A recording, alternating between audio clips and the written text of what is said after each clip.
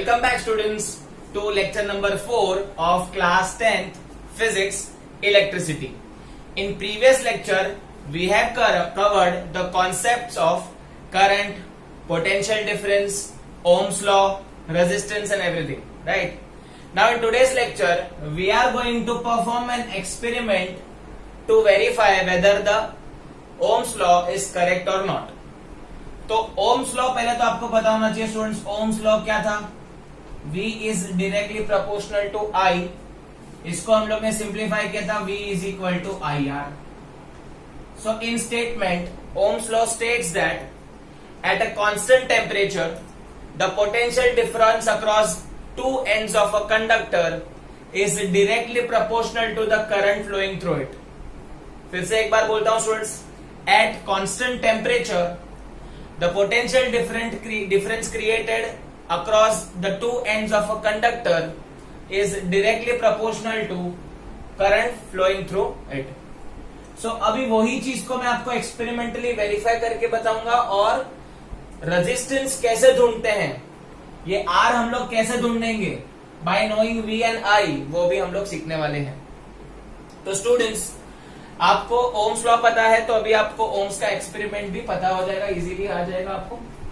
अब इसमें हम लोग ने क्या किया है, देखो स्टूडेंट, सबसे पहले मैंने क्या लिया है, यहाँ पे पूरा सेटअप किया है, नॉर्मल सर्किट बनाया है. This is the setup to perform an Ohm's experiment. अगर आप लेबोरेटरी में जाओगे तो ऐसे ही परफॉर्मेंस, ऐसे ही आपको सेटअप पूरा मिलेगा, ऐसा ही आपको इलेक्ट्रिक सर्किट मिलेगा. So students what we have done, पहले तो मैंने यहाँ पे बैटरी कनेक्ट कर दी है. बैटरी क्या करती है, पोटेंशियल डिफरेंस क्रिएट करती है, बराबर, कल्प्रेट है ये, पोटेंशियल डिफरेंस क्रिएट करेगी. अब ये बैटरी के साथ साथ मैंने यहाँ पे स्विच लगा दिया, ये स्विच अभी ओपन है.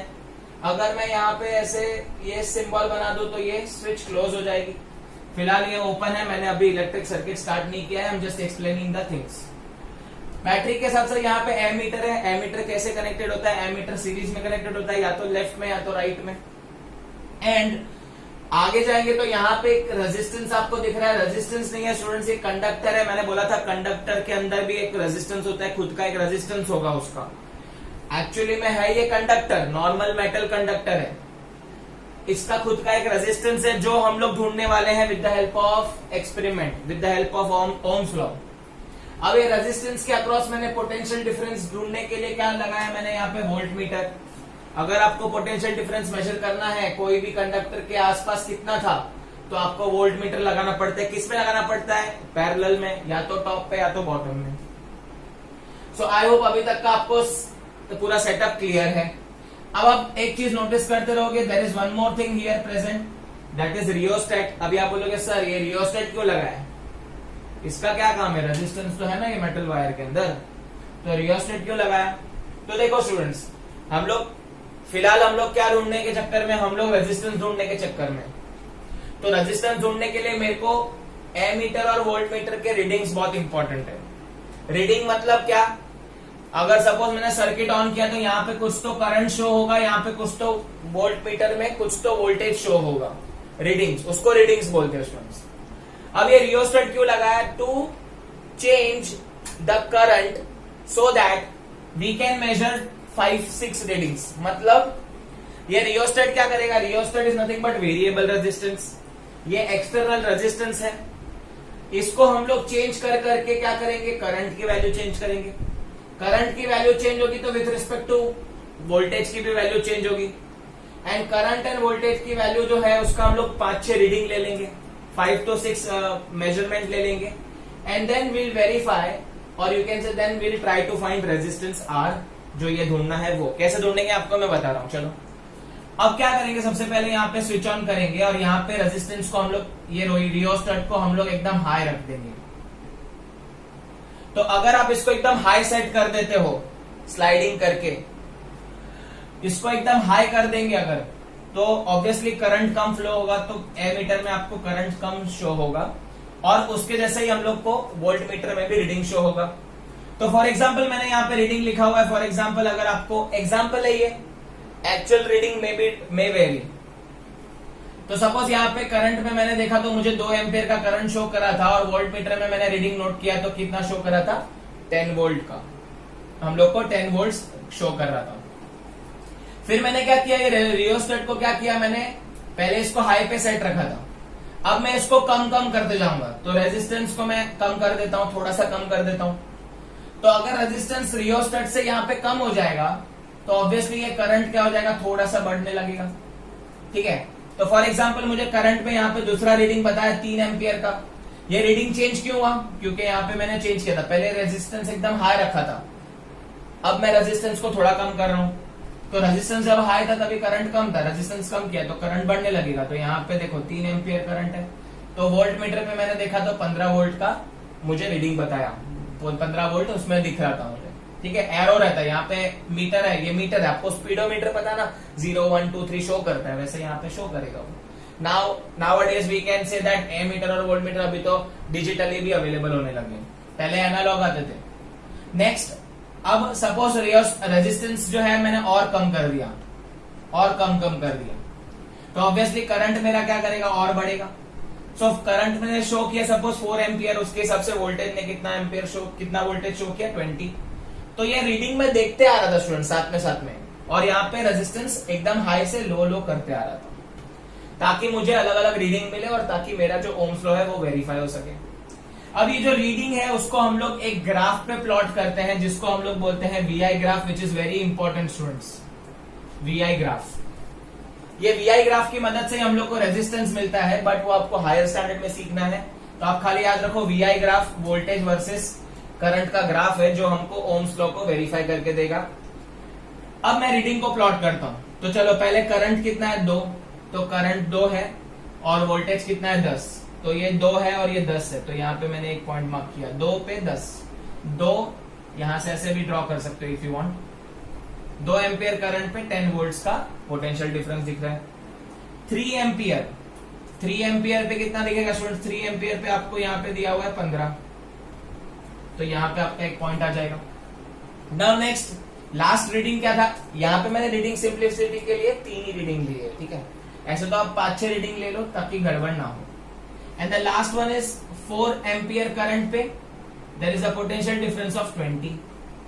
अब ये सारे पॉइंट को जोड़ दोगे तो you are getting a straight line.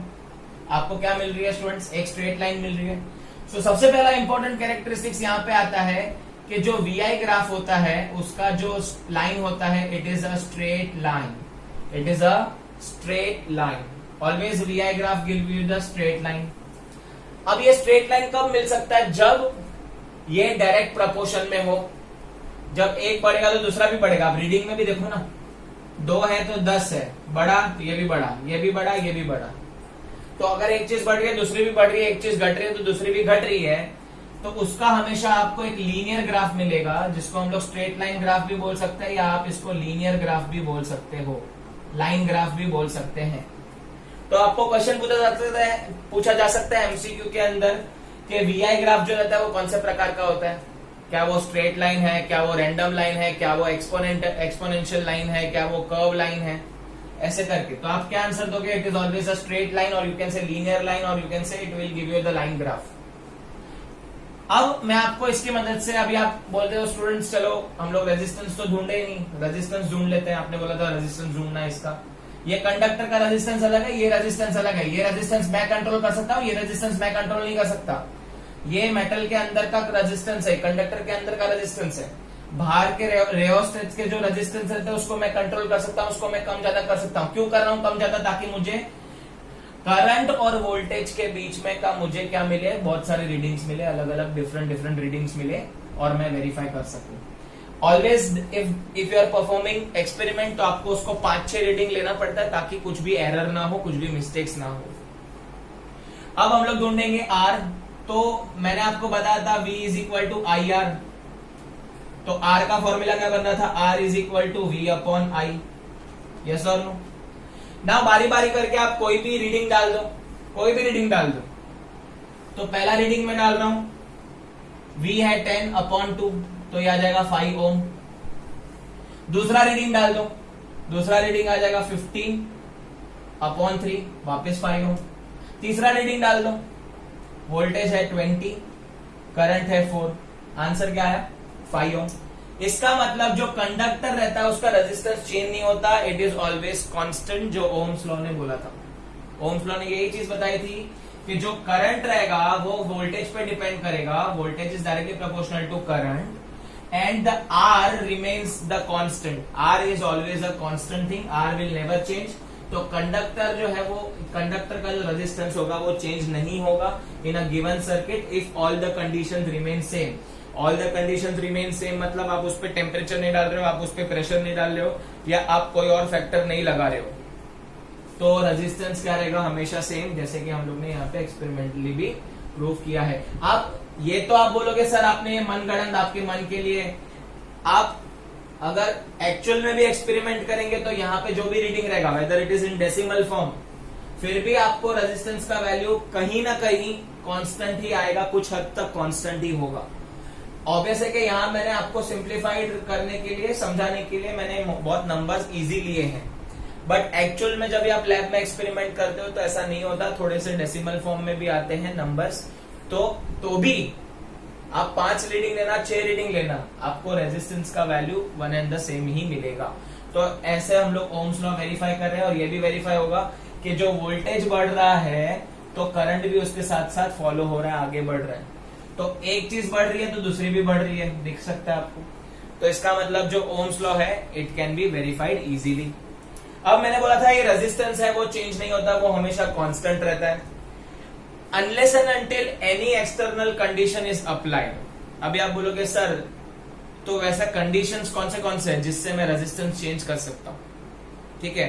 Suppose अभी आपको ऐसे ही मन हुआ कि मैं ये रेजिस्टेंस चेंज कर रहा हूं, तो स्टूडेंट्स ऐसे फैक्टर्स हैं जिससे मैं ये रेजिस्टेंस को बदली कर सकता हूं। तो रेजिस्टेंस को बदली करने के लिए हम लोग अभी बोर्ड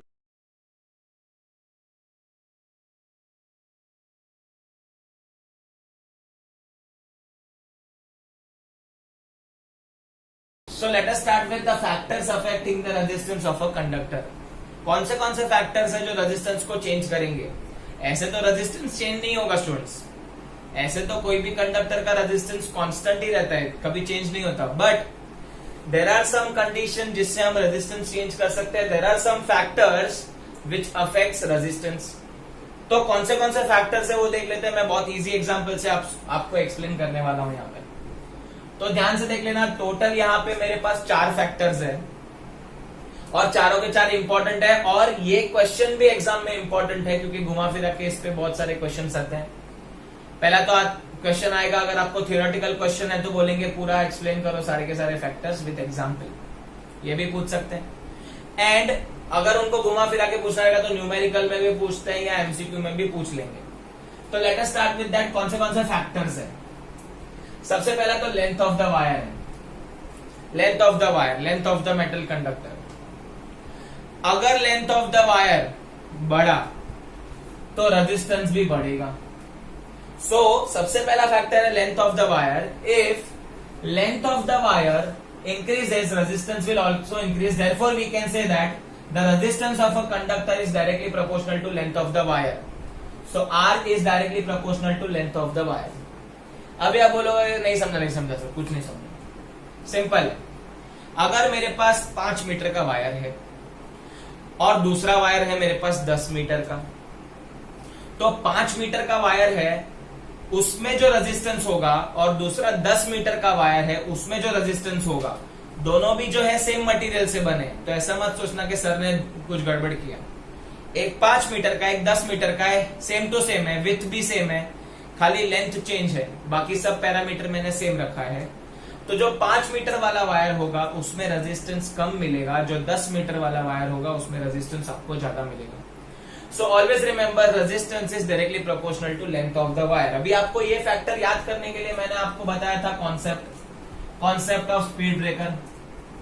सपोज अभी मुझे ए से बी जाना है तो मैंने बताया था जो रेजिस्टेंस होता है it acts as a speed breaker, वो आपकी स्पीड को क्या कर देगा, कम कर देगा। अब आप सब दिमाग लगाओ स्टूडेंट्स, जितना लंबा रास्ता उतने ज्यादा स्पीड ब्रेकर, ऑब्वियस है। अगर मैं बोलूं यहां से आपको मुलुंड स्टेशन जाना है, यहां से आपको कोई भी रेलवे स्टेशन जाना है, तो ऑब्वियसली आपको स्पीड ब्रेकर कम मिलेंगे। बट अगर मैं बोलता हूं यहां से आप बॉम्बे चले जाओ, मुंबई चले जाओ, साउथ बॉम्बे चले जाओ, तो वहां पे आपको स्पीड ब्रेकर ज्यादा मिलेंगे वो केस में। तो जैसे आपका डिस्टेंस बढ़ रहा है, लेंथ बढ़ रहा है, तो क्या हो रहा है, आपका रेजिस्टेंस भी बढ़ेगा, आपको स्पीड ब्रेकर को ज्यादा फेस करना पड़ेगा।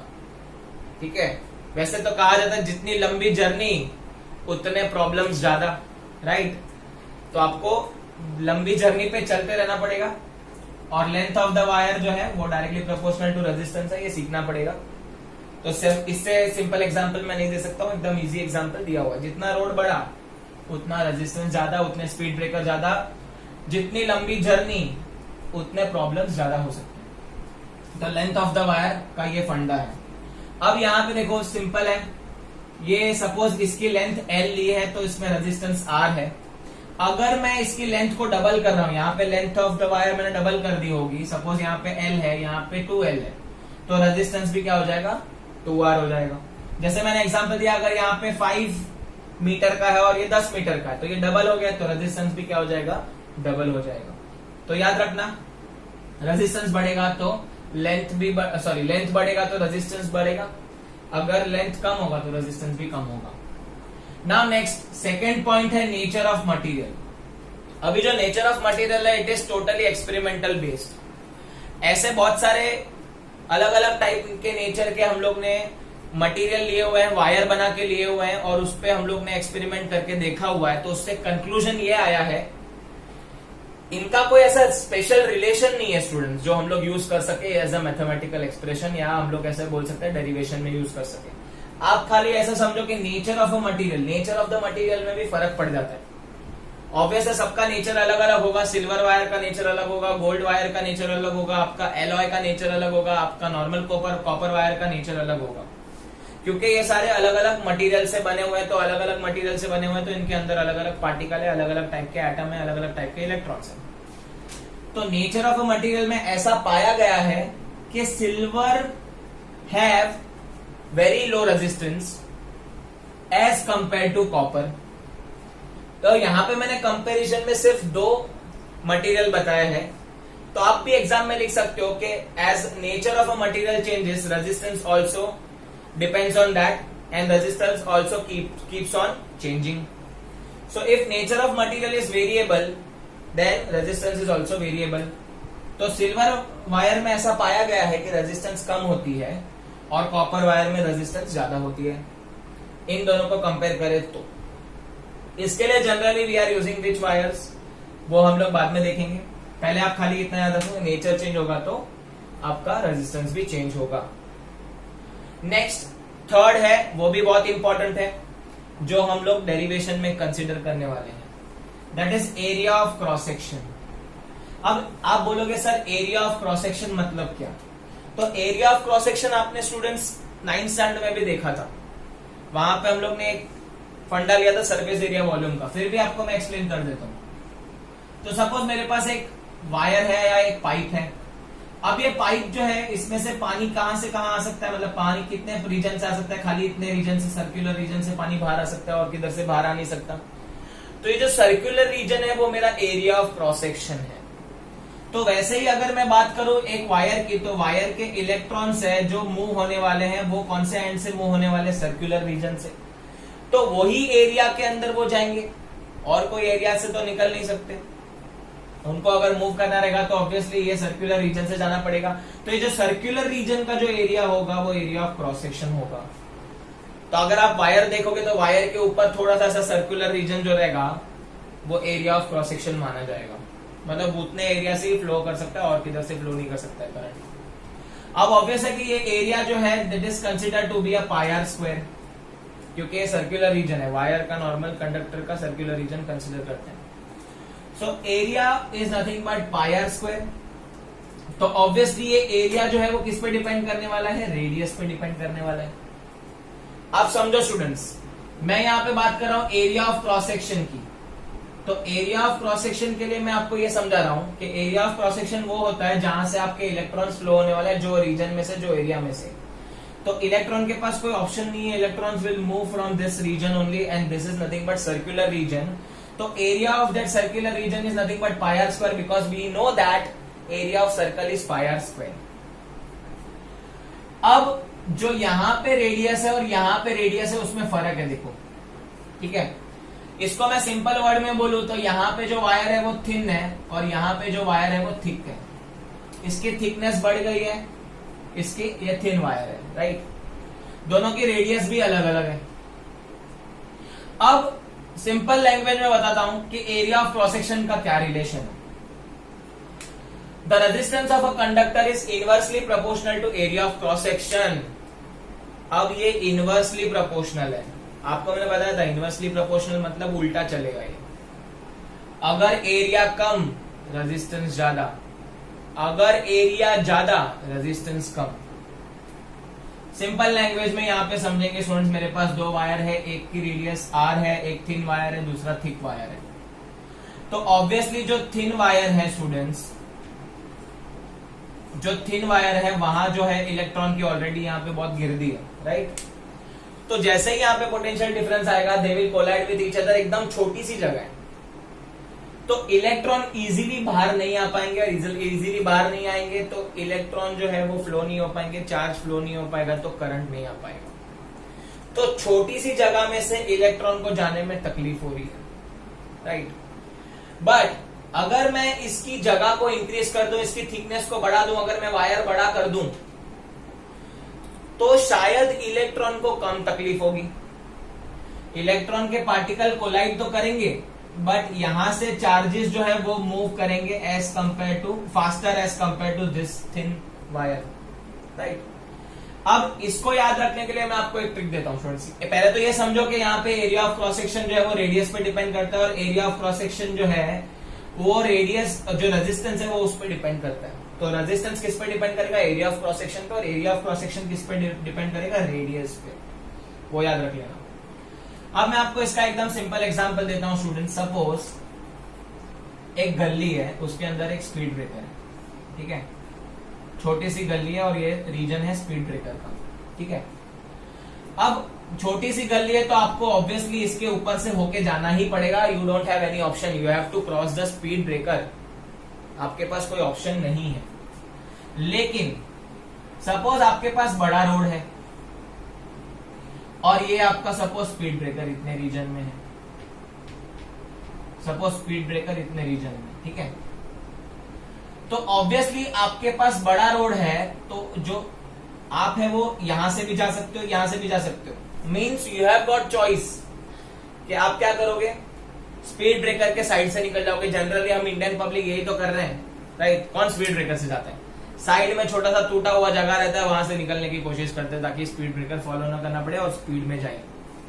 तो वही चीज यहाँ पे बता रहा हूं कि अगर थिकनेस बढ़ेगी वायर की, पहले यहाँ पे क्या था, पहले यहाँ पे छोटा गली था तो आपके पास कोई ऑप्शन नहीं था, आपको यहां से जाना पड़ रहा था। तो थिकनेस कम था तो आपको compulsory you have to cross the resistance, you have to cross the speed breaker. Obviously आपका स्पीड कम होगा। बट अगर रोड का थिकनेस बड़ा है और स्पीड ब्रेकर इतना ही है तो obviously you can go from that to side जहां से एम्प्टी है, there is no speed breaker, या स्पीड ब्रेकर एकदम है ही नहीं वहां पे, तो साइड से निकल जाओगे स्टूडेंट, जैसे जनरली हम इंडियन पब्लिक करते हैं। तो थिकनेस बढ़ेगा तो रेजिस्टेंस क्या होगा? कम होगा, ठीक है। एंड अगर थिकनेस कम होगा तो रेजिस्टेंस क्या होगा? आपका बढ़ेगा। तो इसको ही हम एरिया से रिलेट करते हैं, इसके लिए हम लोग बोलते हैं एरिया। अगर एरिया ऑफ क्रॉस सेक्शन यहां पे कम है तो रेजिस्टेंस ज्यादा है, अगर एरिया ऑफ क्रॉस सेक्शन ज्यादा रेजिस्टेंस कम। तो I hope you get this, easy है एकदम, ठीक है। Now last, effect of temperature. I hope आपको ये समझा, लेंथ समझा, नेचर ऑफ मटेरियल समझा, एरिया ऑफ क्रॉस सेक्शन समझा। अब देखते हैं इफेक्ट ऑफ टेम्परेचर। अब इफेक्ट ऑफ टेम्परेचर को एकदम सिंपल लैंग्वेज में समझेंगे students.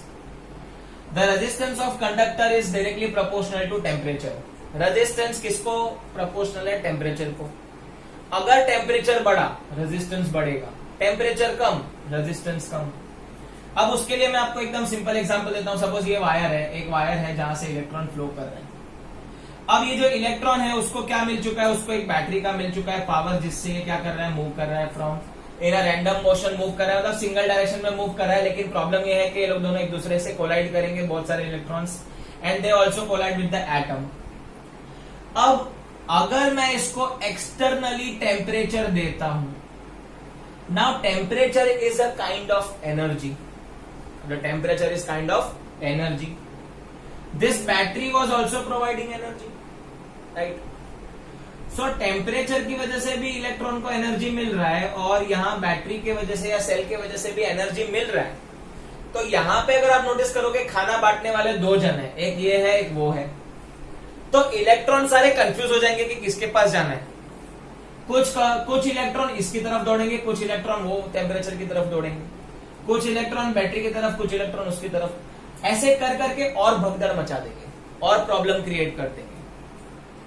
And actual reason is temperature से इनको क्या मिलता है, एक्स्ट्रा एनर्जी मिलेगा. एक्स्ट्रा एनर्जी मिलेगा तो ये लोग वाइब्रेट ज्यादा करेंगे और ज्यादा वाइब्रेट करने के चक्कर में ये लोग यहां जाना ही भूल जाएंगे या यहां पे आ नहीं पाएंगे. एक्चुअल रीजन ये है.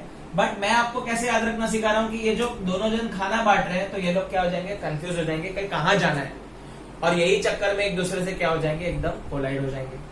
But actual reason is very different. Temperature की वजह से they have got kinetic energy. Kinetic energy की वजह से they vibrate in a random motion and they will not be able to move easily from one end to another. ये actual reason है. तो I hope temperature का फंडा भी clear है. तो फिर से एक बार देख लेते हैं. Length of the wire, length of the wire बढ़ेगा तो रेजिस्टेंस बढ़ेगा. इसको याद रखने के लिए हमको पता है क्या करना है. जितना लंबा रोड उतने ज्यादा स्पीड ब्रेकर्स, जितना कम रास्ता उतने कम स्पीड ब्रेकर्स. सिंपल.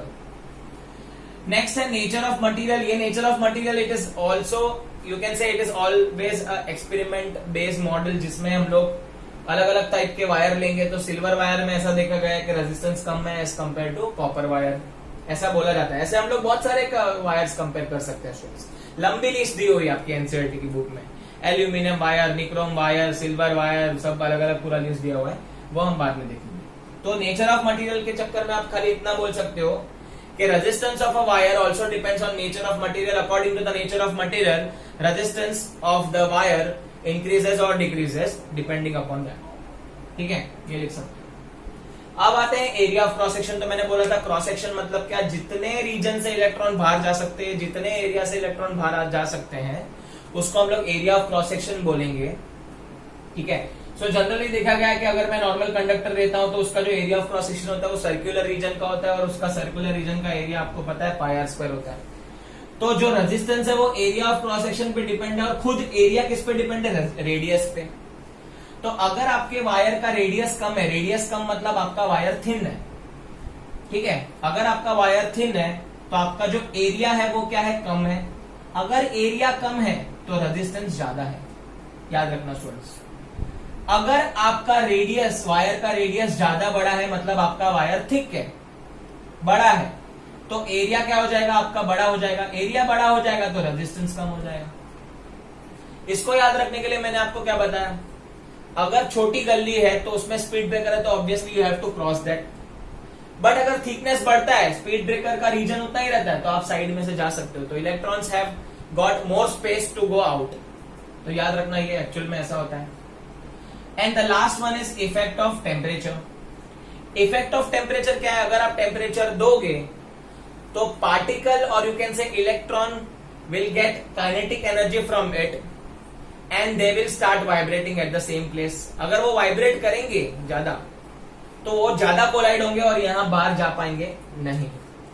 तो ये था मेरा इफेक्ट ऑफ, क्या था इफेक्ट ऑफ ये रेजिस्टेंस ऑफ अ कंडक्टर. कौन से फैक्टर जो है अफेक्ट करते हैं वो है. अब मैं इसके साथ साथ आपको, रेजिस्टेंस के साथ साथ आपको मैं करंट का भी पूछना चाहता हूं कि स्टूडेंट्स हम लोग ने देखा कि रेजिस्टेंस रेजिस्टेंस रेजिस्टेंस, अब मुझे करंट की हालत देखनी है.